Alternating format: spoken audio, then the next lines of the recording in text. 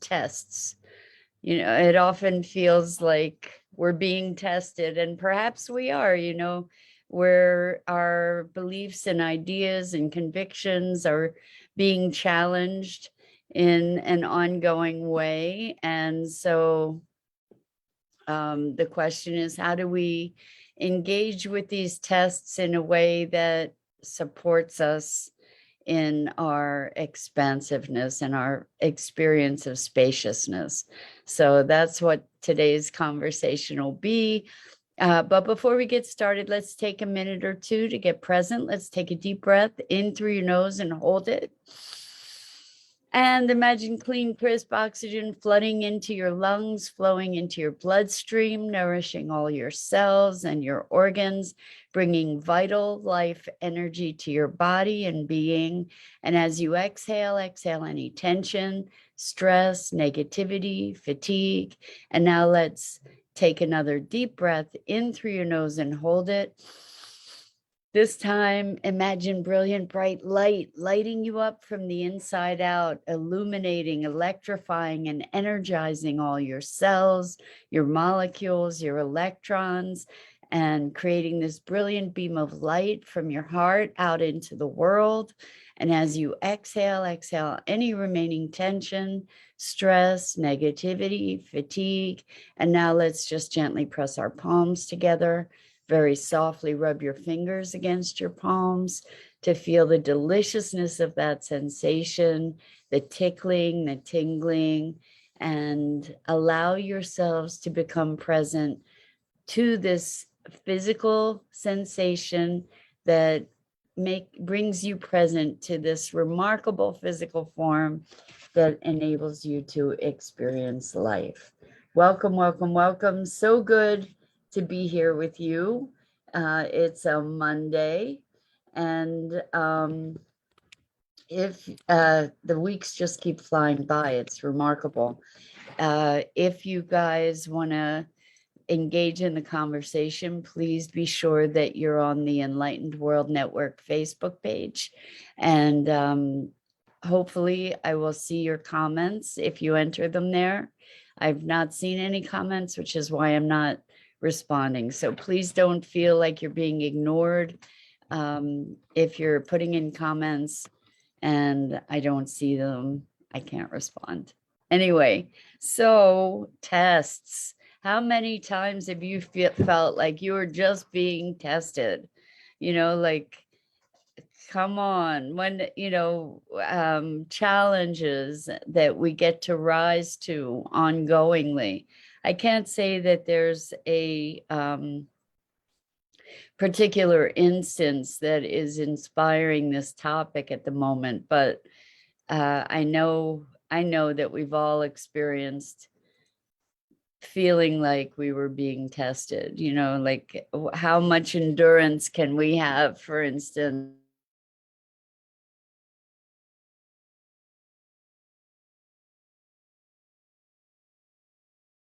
Restream is having a problem connecting. So that's meaning that I am not going to be seeing messages, which is really interesting. I don't know if there's a way that I can track this by watching Facebook. I'm just going to see if there is. Let's see if I can see this thing being posted on Facebook. There it is. And I may be able to see comments as they arise here. I'm not really sure. So let's give it a shot. Apparently Restream's having its issues. So anyway, being tested, right? I wonder, when we have, actually, this is a good topic. Or I do have an example rather. But for instance, like this year, have you noticed that when you make a commitment to something, oftentimes what arises is challenges to that commitment. I think this happens a lot, and it feels like it's a test of your commitment. Like, oh yeah, How much are you really committed to that? So my personal example is that this year I decided I'm focusing on my health and really making a commitment to achieve good health, because I've had health issues throughout my life from the time I was a little kid, when like really early on I had issues with asthma and allergies and all kinds of stuff. So with a commitment to health, it's really interesting that when you do certain interventions, when you're trying to heal something, what often arises is all kinds of symptoms that are indicative of not good health. Isabel, you made it. Yay. So looks like comments are working. So thank you, thank you, thank you for chiming in, Isabel. Good morning to you. So good to have you here with us, and I really appreciate it. I saw a whole string of comments that you had left on, I think it was maybe Friday's live. So thank you for that. I really appreciate it. Anyway, we're talking about tests. And so with health, what happens in the process of healing is that you often re-experience a lot of the symptoms, that are part of that ill health. So it's called a Herxheimer reaction or response. And awesome, wonderful, Rosalind. So good to see you here. I'm thrilled that you made it. Good morning. Good morning.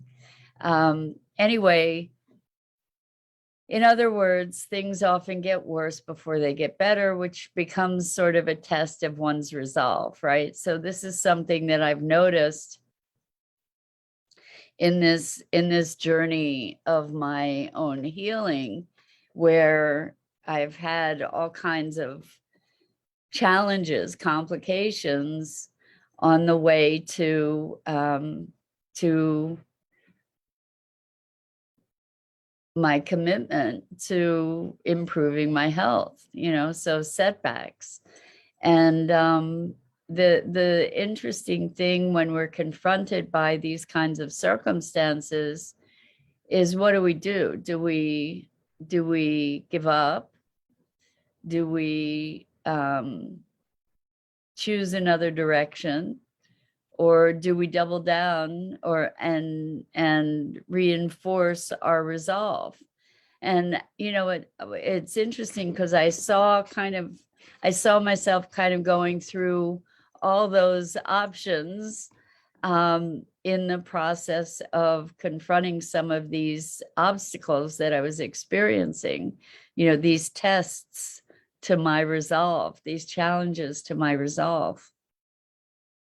So, at one point I was just feeling resigned, it was like, I'm ready to give up. And on another, and we did readjust the direction we were going. So that was interesting. And I got to just recommit to, seeing this through, whatever that looks like, and realizing that I don't know what it looks like. So I wonder what kinds of commitments you've made in your life that you have felt tested around. Probably pretty much everything that we really commit to. We go through ups and downs around that, but I think we probably all end up being tested in one way or another around our commitments. So sometimes, we have a commitment to love somebody and to be loving, and we can be experiencing massive challenges to that commitment, right? When things get really tough, how do we honor that commitment to love somebody in the face of huge challenges and maybe massive behavioral issues, for instance. What does it look like to recommit? So Rosalind says, when I feel tested, make me look. Exactly. So when we feel tested, when we feel frustrated, when we feel challenged, rather than, and here Rosalind says, look inward for how I'm partly responsible. Well, when we feel tested, I think I love that you're using that that experience as a cue to look inward and to evaluate, well, okay, what's going on, to assess the situation, to become present to it, to become conscious to it, and to look more deeply. If I'm feeling challenged, what does that mean? It doesn't mean walk away necessarily. It doesn't necessarily mean don't walk away. I mean, I think that it's really important that we give ourselves the opportunity to assess, because how else are we going to recognize when we're going down a wrong path, or a path that is not only non-productive, but could potentially be destructive, right? We need to be able to keep recalibrating, right? So when we're tested, we get the opportunity to reevaluate something. And I think my backdrop is going to fall again. Well, we'll see in a minute. We get the opportunity to reevaluate, to recommit, to change our approach,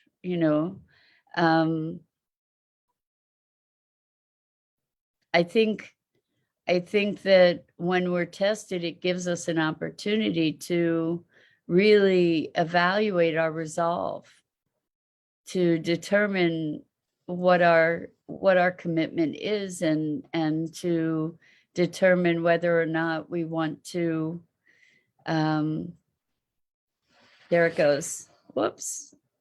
That's so funny. So that there was a green screen. Zoom was doing something really funny today. It wasn't acknowledging the green screen. So that's why even with the green screen, you see floaty stuff going on here.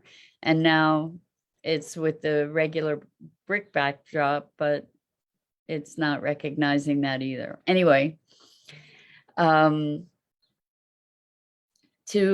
be able to reevaluate our choices and to be able to have an opportunity to course correct, I think that that's what these tests could be, and maybe it's a way for our other than conscious, our higher intelligence perhaps, to allow us the opportunity to course correct, to also recommit. I think that we don't commit and it's once and done. I think that we typically live in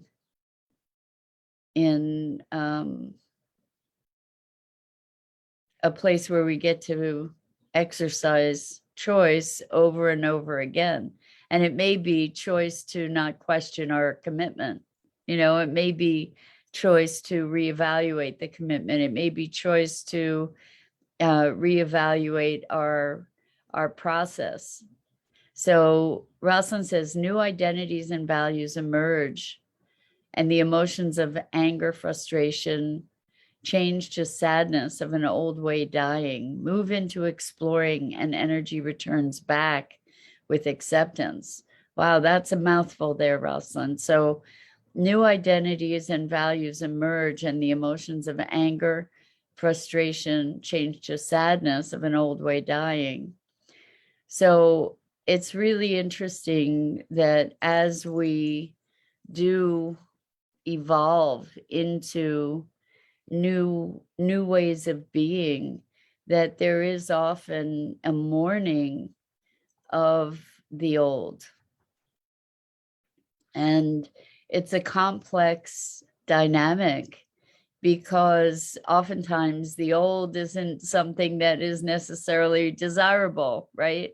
It may be something that we're happy to be moving beyond, and yet the familiarity of it uh, can leave us, as we're moving into the next phase, for instance, letting go of the familiar, even if it was undesirable, can have a melancholy to it.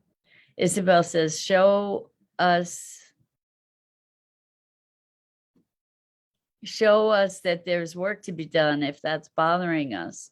Yes. So when we get to, Isabel says, make us look at a situation in a different way. Exactly. When we get challenged or tested, then we have the opportunity to be looking at something anew, rather than going along in a robotic fashion. Like a decision. It's so interesting when we look at decisions and the process of making decisions, and then questioning those decisions. It's like, it's very interesting that there are some decisions that when we make them, they're done. It's a once and done, and it holds. And maybe it holds for years and years, and then we get to it becomes challenged, and we get to reassess, or not. Maybe there are certain decisions that are really truly once and done. My experience is that in many ways, I'm not sure of, unless it's time delimited, I'm not sure if there are decisions that are once and done. Like even in marriage, we our vows are till death do us part, right? But still, that choice, that decision is often reevaluated and looked at, even if we're not considering the option of not being in that relationship. We might be considering how we're honoring that decision, what it looks like to honor that decision. So it's very interesting, a very interesting conversation to look at our decisions, and then the tests to those decisions. And it makes me think, actually, of decisions that we make when we're children, and that then guide the rest of our lives, which is pretty intense to think. Isabel says, me too, we are growing. Yes, yes, yes, yes. And so it's interesting, like at one point in my childhood, I was in so much pain, and I decided I'm never getting married and I'm never having children, because I don't want to recreate the dynamic that I'm living in.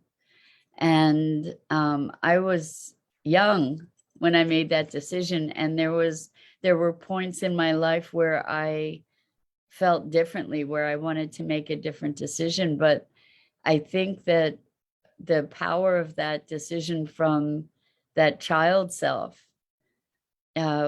really, that guided the course of my life. I don't regret not having been married and not having children, actually.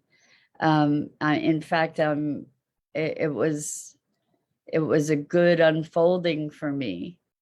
to have made that choice as a child, even though there were periods of my life where I wanted it to be different, like desperately wanted it to be different. I'm just really grateful that it worked out the way it did. But so maybe there are once and done decisions. But it's very interesting. It was actually that I was never going to have a child. I don't know if it was that I was never going to be married. I'm not sure. Anyway, I think it's this is a fascinating topic. Tests enable us. What are tests about? They're, if we look at the foundational nature of a test, it's an evaluation process, right? It's a way that we can assess something. You know, we think about tests in school as ways that we can evaluate skills, for instance. But tests are also ways that we can evaluate decision making. And it's fascinating that we build in all kinds of different vehicles in our lives to encourage our waking up, right? When we're tested, when our fortitude is tested, when our convictions are tested, rather than just resisting that test, what we can do is receive it as a gift, as an invitation to look at something with new eyes, as a call to be present and to evaluate what is going on in that moment. So there's a lot of power to that. When it brings me to our conversation that we've had with you guys a number of times about everything being feedback, how our emotions are feedback, they're a communication, how what we might consider failure is really just feedback. You know, how we can recognize the tests in our lives as an opportunity to recognize feedback or to look for feedback. And this is a way that we get to engage with the dynamics of our lives in a way that forwards our evolution and our growth.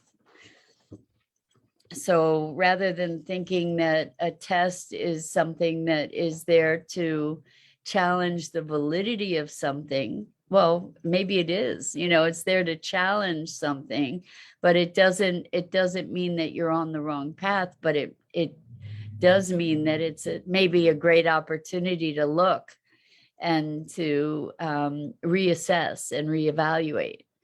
And I really like this whole notion of everything being feedback and creating a responsive rather than a reactive engagement with our circumstances and our experiences, you know, because, well, for me anyway, and I don't know, I know that this is not the case for everyone, but for me, life is about growth and evolution and awakening. And so when we allow ourselves to contextualize our experiences as feedback, then we can make whatever adjustments we make with freedom, with an eye toward our own evolution, right? Like, it's the right and wrong of things kind of disappears, and we get to be growing. You know, like I just think of a child learning to walk. There are a lot of stumbles. And then we think that as we're grown adults, that we shouldn't be stumbling. But I think that that's what life is. You know, we stumble our way into our expression. You know, we stumble our way through. And, you know, maybe we're not always tripping over ourselves, but when we do, that's okay too. You know, that's part of it. And we're all a work in progress. You know, there's no there to get to. It's all process and growth and evolution. So Rosalind says, constantly shedding unnecessary steps to reach the same goal. We have an opportunity, expand close to the edge, but not break. So what is the edge of the cliff, or looking for a bridge? Wow, Rosalind, you're on a roll today. So I think the edges are where the growth takes place. And so I like this idea of bridges. You know, sometimes, you know, the conversation about faith is stepping off a cliff and knowing that there'll be something there to stand on. And maybe that's the bridge, is finding those invisible bridges. I'm not advocating anybody go jumping off any cliffs here, by the way, but there are often bridges where in places that we might not readily perceive them as well. So that's a whole other conversation, I think. And I think I'm going to call it a morning. This has really been interesting. And I encourage you to look at how you look at tests. Like, do you look at them with impatience, or as opportunities, or both? Good morning, Dido. So glad you're here with us this morning. And thank you for everything you do for me here and for Enlightened World Network. And anyway, that's it for this morning. I'm Mira Rubin. This is the Core Connection. I go live here on the Enlightened World Network Facebook page each weekday morning, and the YouTube channel each weekday morning at 9 a.m. Eastern. And I encourage you to check out all the other wonderful programming on Enlightened World Network's Facebook page, as well as EWN One with the Earth and Enlightened World Living. Awesome community. And I just want to, again, express my deep gratitude and appreciation and love for you guys. Thank you for making these mornings so rich. And until next time, lots of love.